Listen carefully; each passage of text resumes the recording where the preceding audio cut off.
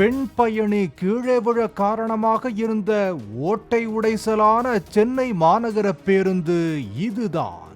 பெண்களுக்கான இலவச பேருந்து என்பதை அடையாளம் காண வசதியாக உதட்டில் பூசப்படும் லிப்ஸ்டிக் போல முன்பகுதியில் மட்டும் பிங்க் வர்ணம் பூசப்பட்டிருப்பதால் இதனை லிப்ஸ்டிக் அரசு பஸ் என்றும் அழைக்கின்றனர். மாநகர போக்குவரத்து கழகத்துக்கு சொந்தமான தடம் எண் 59 கொண்ட பேருந்து ஒன்று திருவேற்காட்டில் இருந்து வள்ளலார் நகருக்கு சென்று கொண்டிருந்தது. அடுத்தடுத்து வேகத்தடைகள் வந்த போதிலும் பேருந்தின் ஓட்டுநர் வேகத்தை குறைக்காமல் பேருந்தை ஓட்டிச் சென்றதாக கூறப்படுகிறது. இதனால் கடைசி இருக்கையில் அமர்ந்திருந்த பயணிகளால் சீட்டில் நிலையாக அமர இயலவில்லை என்றும் தூக்கி தூக்கி போட்டதாகவும் கூறப்படுகிறது. NSK நகர் சிக்னலை கடந்த போது வந்த வேகத்தடையில் பேருந்து ஏறி இறங்கிய நிலையில் பின் இருக்கையில் அமர்ந்திருந்த பெண் பயணி ஒருவரின் கால் மாட்டில் இருந்த பலகை உடைந்து ஓட்டை ஏற்பட்டது. அந்த ஓட்டை வழியாக இருக்கையில் இருந்து சறுக்கி பெண் பயணி கீழே விழுந்தார். அவர் முழுவதுமாக வெளியே விழாமல் சாலையில் கால்கள் உரச தொங்கியபடியே செல்வதை பார்த்து சக பயணிகள் சத்தமிட்டதால் பேருந்து நடு வழியில் நிறுத்தப்பட்டது.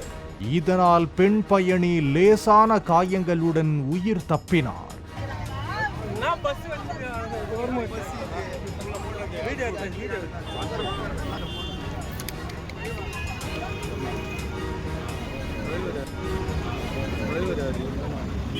பஸ் பார்க்க மாட்டேங்கிறா. நல்லா இருக்கு.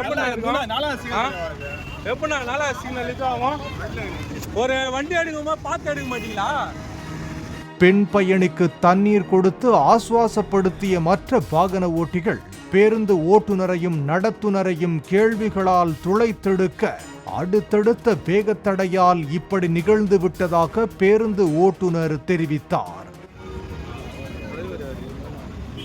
பஸ் பார்க்க மாட்டேங்கிறா. நல்லா இருக்கு. எப்படின்னா நல்லா சிக்னல் ஆகும்.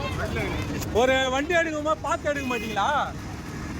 பணிமனையில் இருந்து பேருந்தை எடுத்து வரும்போது ஒழுங்காக இருக்கின்றதா என்பதையெல்லாம் பார்க்க மாட்டீங்களா என்று ஒருவர் கேள்வி எழுப்ப, இங்கே பாருங்க, இப்பதான் பேருந்து பலகை உடைந்து விழுந்திருக்கு, முன்கூட்டியே நாங்க என்ன பண்ண முடியும் என்றார் நடத்துனர்.